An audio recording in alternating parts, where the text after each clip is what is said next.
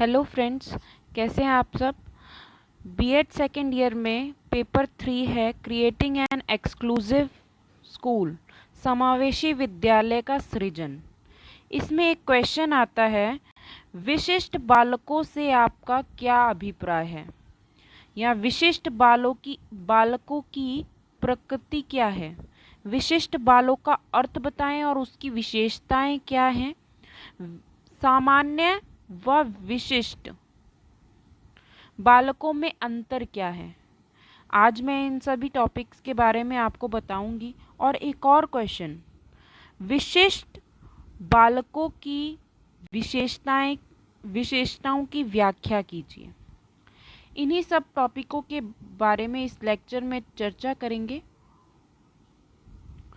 मानव सभ्यता के विकास के साथ साथ हमने प्रत्येक क्षेत्र में उन्नति की है। शिक्षा का क्षेत्र भी इसमें से एक है। कुछ समय पूर्व तक हम किसी भी प्रकार से असमर्थ बालकों की शिक्षा पर ध्यान नहीं देते थे, लेकिन मनोविज्ञान ने शिक्षा के क्षेत्र में एक नई राह दी है। आज अगर हम किसी भी क्षेत्र में नज़र डालते हैं तो हमें प्रत्येक क्षेत्र में मनोविज्ञान का योगदान नज़र आता है। शिक्षा के प्रचार प्रसार में पहले शारीरिक और मानसिक दोष वाले बालक को बुरी नज़र से देखा जाता था, पूर्व जन्म के कर्मों का फल समझा जाता था। लेकिन धीरे धीरे लोगों की सोच में परिवर्तन आने लगा और हमने उन बालकों को भी समाज का अंग मानना शुरू कर दिया। आज सभी प्रकार के बच्चों को, चाहे वे शारीरिक विकलांग हो, फिजिकली हैंडीकैप्ड हो, अधिगम से असमर्थ हो, लर्निंग डिसेबल्ड हो, भावनात्मक रूप से ग्रस्त हों यानी इमोशनल डिस्टर्ब्ड हों, उनको शिक्षा ग्रहण करने का समान अधिकार है। सरकार के साथ साथ समाज के लोग भी इनकी शिक्षा को लेकर चिंतित हैं और प्रत्येक स्तर पर इनकी शिक्षा का प्रबंध करने की कोशिश जारी है, ताकि इस प्रकार के बच्चे भी शिक्षा ग्रहण कर सकें और वे भी समाज के अंग बन सकें। नई शिक्षा नीति 1986 में इस प्रकार के बालकों को शिक्षा पर विशेष ध्यान दिया गया है, ताकि बिना किसी भेदभाव के वे भी अपने सामर्थ्य के अनुसार शिक्षा ग्रहण कर सकें। तो उन बच्चों को एक्सेप्शनल चिल्ड्रन कहते हैं, जिसका हम इस वीडियो में चर्चा करेंगे। यदि आपने मेरे चैनल को अभी तक सब्सक्राइब नहीं किया है तो सब्सक्राइब करने, साथ में दिए गए बेल आइकन को प्रेस कीजिए, जिससे आने वाली सभी नोटिफिकेशन आपको मिल सकें।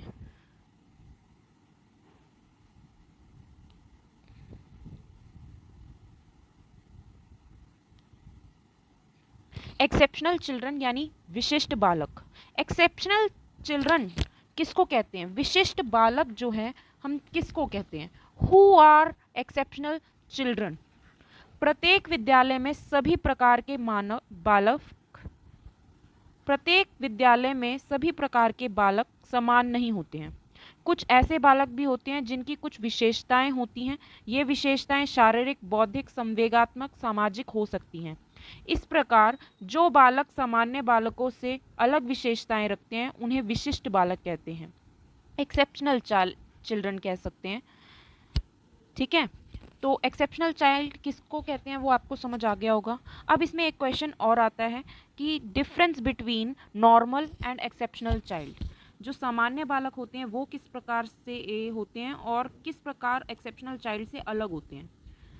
तो देखिए, डिफरेंस बिटवीन नॉर्मल और एक्सेप्शनल का। सामान्य बालक यानी शारीरिक रूप से सुडौल और स्वस्थ होते हैं, और विशिष्ट बालक जो होते हैं शारीरिक रूप से अधिक पतले होते हैं, या तो अधिक मोटे होते हैं या बेडौल होते हैं। सेकंड है, मानसिक बीमारियां दूर करते हैं सामान्य बालक। ठीक है, सामान्य बालकों को मानसिक जो बीमारियां होती हैं वो दूर होती हैं, और विशिष्ट बालकों को मानसिक बीमारियों से ग्रस्त रहते हैं। ठीक है, और इसका उल्टा हो जाएगा। जैसे हम डिफरेंस बिटवीन बच्चों को समझाते हैं कि अगर वो स्वस्थ होंगे वो तो अस्वस्थ होंगे, वो बीमारियों से दूर होते हैं तो वो बीमारियों से ग्रस्त होते हैं। जीवन से प्रति जीवन के प्रति सकारात्मक दृष्टिकोण होता है, और जो विशिष्ट बालक होते हैं, जो एक्सेप्शनल चिल्ड्रन होते हैं, उनका जीवन के प्रति नकारात्मक दृष्टिकोण होता है या अधिक सकारात्मक होता है। फिर है जो सामान्य बालक होते हैं वो प्रेम, सहयोग, दया, सहनशीलता, भाईचारा आदि गुणों से परिपूर्ण होते हैं, और जो विशिष्ट बालक हैं वो अधिक भावुक होते हैं। ठीक है, और सामान्य बालक शैक्षिक उपलब्धि सामान्य होती है, इनकी बुद्धि लब्धि 90 से 110 के मध्य होती है, और ध्यान रखिए ये सीटेट में आ जाता है क्वेश्चन, इनकी बुद्धि, विशिष्ट बालकों की जो बुद्धि लब्धि होती है वो 0 से 140 तक होती है, और इससे अधिक भी हो सकती है। और सामान्य बालकों की, ये अपने आप को घर, विद्यालय, समाज में आसानी से समायोजित कर देते हैं, मिक्सअप हो जाते हैं। लेकिन जो विशिष्ट बालक होते हैं इनमें अपने आप को समायोजित करने की शक्ति कम होती है। ठीक है, मिक्सअप होने की और सभी को समझने की जो शक्ति है वो कम होती है। ठीक है, और शैक्षिक उपलब्धि जो होती है या तो बहुत कम होती है या तो बहुत अधिक होती है। ठीक है, देन 8th पॉइंट, इनका जीवन के प्रति आशावादी दृष्टिकोण होते हैं। किनका? सामान्य बालकों का जो है जीवन के प्रति आशावादी दृष्टिकोण होता है। ये अधिक महत्वाकांक्षी नहीं होते तथा माध्यम सोच रखते हैं, अपने एम्स जो हैं वो सोच के रखते हैं, सदा जीवन जीने में विश्वास रखते हैं, व्यवहारिक होते हैं, संतोषी स्वभाव के होते हैं, सोचने समझने की शक्ति जो है वो उत्तम होती है इनकी, सामान्य बालकों की। और वहीं विशिष्ट बालकों की जीवन के प्रति दृष्टिकोण निराशावादी या बहुत अधिक आशावादी होते हैं। ये या तो महत्वाकांक्षी बिल्कुल नहीं होते या तो बहुत अधिक होते हैं, सदा जीवन जीने में विश्वास नहीं रखते, ये अव्यवहारिक होते हैं। इनको जो है बिहेवियर कैसे करना चाहिए किसी से, इनको सिखाना पड़ता है। ठीक है, ये संतोषी स्वभाव के नहीं होते, सोचने समझने की शक्ति कम या तो फिर बहुत अधिक होती है। ठीक है, फिर वही एक क्वेश्चन और है जो आ जाता है, विशिष्ट बालकों की विशेषता क्या है? इनकी विशेषता क्या है, किस प्रकार के होते हैं अथवा कैसे बिहेव करते हैं, इनकी विशेषता क्या है? जो सामान्य बालक होते हैं वो सुडौल और स्वस्थ होते हैं, जैसे कि हमने बताया। और वैसे ही अगर आप डिफरेंस बिटवीन को, यदि आपने डिफरेंस बिटवीन पढ़ा है और विशिष्ट बालकों की विशेषता नहीं पढ़ी है तो उसी का उल्टा लिख सकते हैं आप, या फिर जो विशिष्ट बालकों की विशेषता जो डिफरेंस बिटवीन में लिखा है वो भी लिख सकते हैं आप। विशेष आवश्यकताओं वाले बालक यानी विद्यार्थियों के प्रकार क्या होते हैं, ये नेक्स्ट वीडियो में हम करेंगे, यानी types of children with special needs. ठीक है,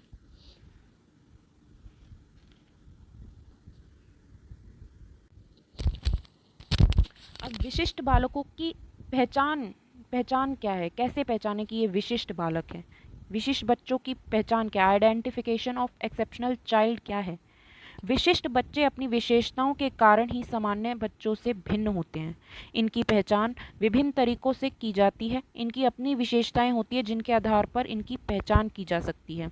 जैसे मानसिक रूप से पिछड़े बच्चों की पहचान, आइडेंटिफिकेशन ऑफ मेंटली रिटार्डेड, जो मेंटली रिटार्डेड होते हैं उनकी पहचान कैसे की जाए? मानसिक रूप से पिछड़ा और मंदबुद्धि बालक जो डल होता है, ठीक है, इसीलिए उसमें सोचने समझने विचार करने की शक्ति कम होती है। मूर्ख यानी मॉर्नॉन, और अल्प बुद्धि यानी इम्बेसिल, और जड़ बुद्धि इडियट को हम इस श्रेणी में रखते हैं। इनकी पहचान के लिए निम्नलिखित विशेषताओं अथवा चिन्हों को आधार माना जाता है। यदि आपको ये जो पीडीएफ है आपको चाहिए, इसके क्वेश्चंस के आंसर चाहिए, तो आप प्लीज़ कमेंट बॉक्स में मुझे कमेंट कर दीजिए। मैं अगली बार से इसके डिस्क्रिप्शन में जो है इसके आंसर्स भी डाल दूँगी ताकि आप इजीली पढ़ सकें। यदि आपको चाहिए तो मैं आपको इसका डिस्क्रिप्शन बॉक्स में जो पीडीएफ है वो डाल दूँगी। क्रो एंड क्रो कहते हैं जिन बालकों की बुद्धि लब्धि 45 या 50 से 65 या 70 तक होती है, उन्हें मूर्ख कहते हैं। मानसिक रूप से पिछड़े बच्चे वे होते हैं जो सामान्य व्यक्ति की भांति विकसित नहीं होते। इनमें मौलिकता का अभाव होता है। ये सब कार्यों के लिए अधिकतर दूसरों पर निर्भर करते हैं। ये धीमी गति से सीखते हैं और जल्दी ही भूल जाते हैं। घर, स्कूल और समाज में भी ये अपने आप को समायोजित नहीं कर पाते, यानी मिक्सअप नहीं हो पाते हैं। इनकी रुचियाँ बहुत सीमित और थोड़ी होती हैं। इन बच्चों में कई बार जन्मजात शारीरिक दोष भी पाए जाते हैं जिनका उपचार करना कठिन होता है। इनमें संवेगात्मक यानी इमोशनल समायोजन जो है बहुत कम होता है। इनकी पहचान बुद्धि परीक्षण और उपलब्धि परीक्षण और उनकी विशेषताओं पर की जाती हैं। और दूसरा है बैकवर्ड चिल्ड्रन। ये हुआ मेंटली रिटार्डेड चिल्ड्रन, जो कि उनकी पहचान है मूर्ख बच्चा यानी डल बच्चा, मूर्ख, अल्प बुद्धि या फिर इडियट बोल सकते हैं आप। अब जो बैकवर्ड चिल्ड्रन होते हैं उनकी पहचान कैसे की जाए? सामान्य रूप से पिछड़े हुए बच्चों से अभिप्राय उन बच्चों से हैं जो सामान्य बच्चों से मानसिक रूप से पिछड़े हुए होते हैं। इनकी बुद्धि लब्धि सामान्य से कम होती है या तो बहुत अधिक होती है। इनकी पहचान सामूहिक परीक्षण यानी ग्रुप डिस्कशन से, व्यक्तिगत बुद्धि मतलब कि ह्यूमन बिहेवियर से, और उपलब्धि परीक्षणों से यानी ऑब्जर्विंग परीक्षणों से की जा सकती है। स्कूल में संचयी लेखों के द्वारा भी पिछड़े बच्चों की गतिविधियां, उपलब्धियां जानी जा सकती हैं। माता पिता की रिपोर्ट के द्वारा भी इनके बारे में जानकारी प्राप्त की जा सकती है। इन बच्चों के सीखने की गति धीमी होती है। इनकी जो रुचियां हैं सीमित होती हैं। ये बच्चे किसी काम को बताने पर ही करते हैं, अपने आप नहीं करते हैं। बताओगे तो ही करेंगे। यदि बोलोगे कि टेबल पे रख दे, अब कौन से टेबल पे रख दे, तो वो भी इनको बताना पड़ेगा। ये अपनी बुद्धि और पहल के आधार पर स्वयं कार्य करने में असमर्थ होते हैं और इनकी मौलिकता जो है वो भी अभाव होता है, उनमें भी अभाव होता है इनका। पिछड़े बालक का मंदबुद्धि होना आवश्यक नहीं है। यदि प्रतिभाशाली बालक की शैक्षिक योग्यता अपनी आयु के छात्रों से कम है तो उसे भी पिछड़ा हुआ बालक कहा जा सकता है। मनोवैज्ञानिक के अनुसार जिस बच्चे की बुद्धि लब्धि यानी आईक्यू लेवल जो है 70 और 90 के बीच में होता है तो उसे पिछड़ा हुआ बालक कहा जा सकता है। यह बालक धीरे धीरे सीखने वाला होता है और शैक्षणिक लब्धि यानी ईक्यू लेवल जो है 85 से कम होता है। जॉक कोयम और रॉबर्ट हेडन के मतानुसार पिछड़े बालकों को निम्नलिखित लक्षणों से पहचाना जा सकता है, जैसे ये बच्चे अमूर्त चिंतन और प्रतीकों का प्रयोग करने में असमर्थ होते हैं, घर के कामों को करने, समझने और अन्य बालकों की तुलना में असमर्थ होते हैं। बुद्धि परिणामों की सहायता से उन्हें पहचाना जा सकता है। सामाजिक, शैक्षिक, संवेगात्मक और शारीरिक क्षेत्रों में पिछड़ापन और पिछड़े बालकों की पहचान में सहायक होता है। ऐसे बालकों को इन क्षेत्रों में पिछड़े होते हैं, सामान्य बालकों से इन क्षेत्रों में पिछड़े हुए होते हैं और इन बच्चों का निष्पादन जो अचीवमेंट है सामान्य बच्चों से कम ही होता है। ठीक है, अधिक नहीं होता है, कम ही होता है। फिर ये टाइप के बच्चे जो हैं वो क्या कहलाते हैं? बैकवर्ड चिल्ड्रन कहलाते हैं। ठीक है, फिर ये टाइप्स ऑफ चिल्ड्रंस में ही आ जाता है कि किस टाइप के चिल्ड्रंस होते हैं। ठीक है, ऐसे ही जो होते हैं गिफ्टेड चिल्ड्रन भी होते हैं, सोशली हैंडीकैप चिल्ड्रन होते हैं, मल्टीपल हैंडीकैप चिल्ड्रन होते हैं और बाल अपराधी बच्चे होते हैं, डेलिक्वेंट चिल्ड्रन जिनको कहते हैं, सृजनशील बच्चे होते हैं, क्रिएटिव चिल्ड्रन। तो ये टाइप्स, विशिष्ट बच्चों की पहचान जो है वो इन्हीं से होती है। इन्हीं के थोड़े ऑब्जर्व करना पड़ता है इनको और उस टाइप से इन्होंने बताया है।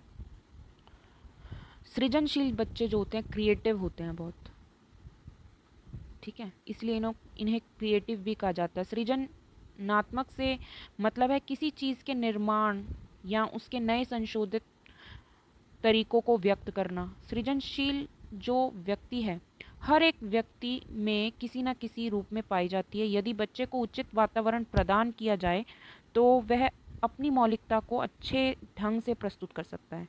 सृजनशील बालकों को पहचानने के लिए बौद्धिक विशेषताओं के अतिरिक्त उनकी अन्वेषण क्षमताओं की ओर ध्यान देना ज़रूरी है। वैसे तो सभी बच्चे किसी रूप में कुछ सीमा तक सृजनशील होते हैं, परंतु फिर भी कुछ बच्चे सृजनशीलता मौलिक रूप से होती है। ये बच्चे नए क्षेत्र की खोज करते हैं, नए परीक्षण करते हैं, नए भविष्यवाणी करके नए निष्कर्ष निकालते हैं और किसी नई वस्तु का पूर्ण या आंशिक उत्पादन करते हैं। किसी सिद्धांत की संशोधित रूप से नए तरीके से व्याख्या करते हैं। इन्हीं बच्चों को मनोवैज्ञानिक की दृष्टि से सृजनशील बच्चे कहा जाता है। और समस्यात्मक बच्चे कैसे होते हैं? प्रॉब्लमेटिक, यानी समस्यात्मक बच्चे वे होते हैं जिनका व्यवहार तथा व्यक्तित्व गंभीर रूप से असाधारण होता है। ये बच्चे ज़रूरी नहीं कि प्रतिभावान हों, मानसिक दृष्टि से पिछड़े हुए हों या सृजनशील हों। वैसे तो इस प्रकार के बच्चे बुद्धिलब्धि के आधार पर किसी भी श्रेणी में हो सकते हैं, अर्थात बुद्धिलब्धि की दृष्टि से ये बच्चे सामान्य से पिछड़े हुए, प्रतिभाशाली, सृजनशील कोई भी हो सकते हैं। परंतु यह पाया गया है कि ऐसे बच्चे अधिकतर सामान्य या सामान्य से कम बुद्धि वाले होते हैं। ठीक है, फिर उसके बाद है प्रतिभाशाली बच्चे, यानी गिफ्टेड चिल्ड्रन। ये आपको पता होगा, जो जन्म से ही होते हैं। ये प्रतिभाशाली बच्चे वे बच्चे होते हैं जो मानसिक रूप से अपनी आयु के स्तर के बच्चों से किसी भी योग्यता में आगे होते हैं। उनकी बुद्धि सामान्य से अधिक होती है। इन बच्चों के शैक्षिक योग्यता जो है, उपलब्धि का स्तर ऊंचा पाया जाता है। जैसे ऐसे बच्चों को की पहचान स्कूल के आकस्मिक और संचयी लेखों के द्वारा की जा सकती है। ऐसे बच्चे प्रत्येक काम सामान्य बालकों से जल्दी और अधिक कुशलतापूर्वक कर सकते हैं। इनका ध्यान विस्तार अधिक होता है। ये सामान्य बुद्धि का अधिक प्रयोग करते हैं। इनकी रुचियां जो है अधिक और विस्तृत होती हैं। इनकी स्मरण और निर्णय शक्ति भी काफ़ी तेज़ होती है। ये बच्चे कठिन मानसिक कार्य को आसानी से पूरा करने में सक्षम होते हैं। इन बच्चों में मौलिक गुण और प्रवृत्ति विद्यमान होती है। इनकी पहचान बुद्धि परीक्षण, अभिरुचि परीक्षण, उपलब्धि परीक्षण के द्वारा की जा सकती है। इनकी पहचान में माता पिता की रिपोर्ट और अध्यापक के मत भी काफ़ी महत्व रखते हैं। ऐसे बच्चों में सीखने की गति बहुत तेज़ होती है। वे सीखी हुई बातों को लंबे समय तक याद रखकर अन्य स्थितियों में उनका प्रयोग कर सकते हैं। ठीक है, अपराधी बच्चों की पहचान कैसे होती है? Identification of delinquent children. ये बच्चे जो हैं वे बच्चे होते हैं जिनमें बचपन से ही अपराध करने, गैर कानूनी काम करने की प्रवृत्ति पाई जाती है, जैसे चोरी करना, घर से भाग जाना, नशा करना, जुआ खेलना आदि। ठीक है, ऐसे बच्चे समाज के नियमों और आदर्शों की अवहेलना करते हैं। ऐसे बच्चे व्यवहार पर अधिकतर वातावरण का प्रभाव होता है। इन बच्चों में ईगो जो होती है वो बहुत कम होती है, अहम भावना होती है जो कम होती है। ये बच्चे वैसे तो सामान्य होते हैं परंतु अपने आप को कई बार वातावरण से समायोजित नहीं कर पाते, असामान्य से लगते हैं। इन बच्चों में अपराध करने की प्रवृत्ति वंशानुगत पाई जाती है। वर्तमान भारतीय सामाजिक राजनीतिक संरचना की दृष्टि से विशेष समूहों के लिए निर्देशन का विशेष महत्व है। विशेष समूहों को विशेष निर्देशन प्रदान करके आम नागरिक की भांति सामर्थ्य पूर्ण बनाया जा सकता है। ठीक है, संवेगिक रूप से परेशान बालक, यानी इमोशनली जो डिस्टर्ब्ड होते हैं वो बालक, वो कैसे होते हैं? ऐसे बालक परिवार के सदस्यों, संगी साथियों और अध्यापक के पक्षपाती और हतोत्साहित करने वाले व्यवहार के कारण सांवेगिक रूप से विचलित होते हैं। जैसे परिवार के सदस्यों ने कुछ कह दिया या सगी संबंधी ने उनका मजाक उड़ा दिया या अध्यापक जो है वो पक्षपाती हो गया, तो वह उनका व्यवहार इसके कारण जो है इमोशनली जो है वो डिस्टर्ब हो जाता है। ठीक है। असमायोजित बालक यानी माल एडजस्टेड चाइल्ड। असमायोजित माल एडजस्टेड चाइल्ड, ऐसे बालक किन्हीं असमानताओं और समस्याओं के कारण समाज, परिवार व साथियों में अपना समायोजन नहीं कर पाते। फलस्वरूप ये या तो एकांकी जीवन व्यतीत यानी अकेला रहना पसंद करते हैं, उग्र प्रवृत्ति के बन जाते हैं। वंचित बालक यानी डिप्राइव्ड चाइल्ड, वंचन की स्थिति बालकों में सामाजिक, आर्थिक तथा सांस्कृतिक विषमताओं के फलस्वरूप उत्पन्न होती है। इसके अतिरिक्त निम्न सामाजिक आर्थिक स्तर के बच्चे भी इसी श्रेणी में आ जाते हैं, जो कि परिवार की निम्न सामाजिक और आर्थिक स्थिति होने के कारण अपनी योग्यताओं का विकास नहीं कर पाते। ठीक है। तो आगे हम पढ़ेंगे सामान्य और विशिष्ट बालक में जो अभी हमने अंतर किया है उसी से रिलेटेड बहुत सारे क्वेश्चन हैं जो इस प्रकार से आ सकते हैं। जैसे शारीरिक दृष्टि से विशिष्ट बालकों और विशिष्ट आवश्यकताओं वाले बच्चों को किन श्रेणी में वर्गीकृत किया जा सकता है। ठीक है। आगे जो इसी से रिलेटेड जो है हम क्वेश्चन करेंगे। बौद्धिक और मानसिक दृष्टि से विशिष्ट बालकों को कितनी श्रेणी में बांटा जा सकता है, संक्षेप में बताएं। ऐसे क्वेश्चन आए हुए हैं। सामाजिक दृष्टि से विशिष्ट बालकों का वर्गीकरण संक्षेप में बताएं। या फिर दृष्टिबाधितता, ये मैंने अभी एक वीडियो डाली भी है इससे पहले। दृष्टि से जो ग्रस्त लोग होते हैं, बच्चे होते हैं, उनका बिहेवियर कैसा होता है, विजुअली इम्पेयर्ड जो चिल्ड्रन होते हैं, उससे रिलेटेड एक क्वेश्चन मैंने अभी थोड़े देर पहले ही मैंने अपलोड किया है, उसको भी आप देख लें। मैं डिस्क्रिप्शन में उसका लिंक जो है वो डाल दूँगी, तो आप वो भी देख लें। Thanks for watching my video. Please like and subscribe कर लीजिएगा। यदि आपको यह वीडियो अच्छी लगती हो तो मेरे चैनल को सब्सक्राइब कीजिए, साथ में दिए गए बेल आइकन को प्रेस कीजिए और लाइक और कमेंट करके मुझे सजेशन ज़रूर दें। Thank you.